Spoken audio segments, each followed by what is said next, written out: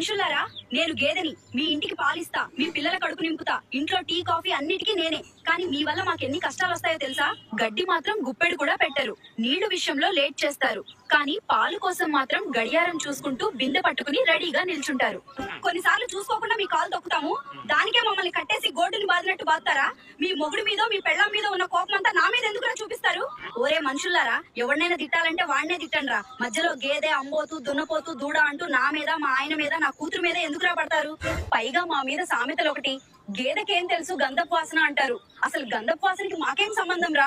అసలు గంధపు వాసన మాకెందుకు తెలియాలి? కొన్నిసార్లు అడ్రస్ మర్చిపోయి వేరే వాళ్ళ పొలంలో మేస్తాం రా. దానికే ఆ పొలం ఓనరు మా ఓనర్ గాడి మీద ఉన్న పగ ప్రతీకారాలన్నీ నా మీదే చూపించి వెంటబడి కొడతాడు రా. పైగా నా పాలు తాగి ఆవుని అమ్మలా పూజిస్తారు. నన్ను అమ్మలా కాకపోయినా పిన్నిలా చూడండి రా. నేను గేదెనే కావచ్చు, తాగేది కుడితి కావచ్చు, కానీ ఇచ్చే పాలు మాత్రం స్వచ్ఛమైనవిరా. మీరు ఈ వీడియోకి లైక్ కొట్టారంటే నెక్స్ట్ వీడియోలో మా ఆయన దున్నపోతు గారిని తీసుకొస్తా.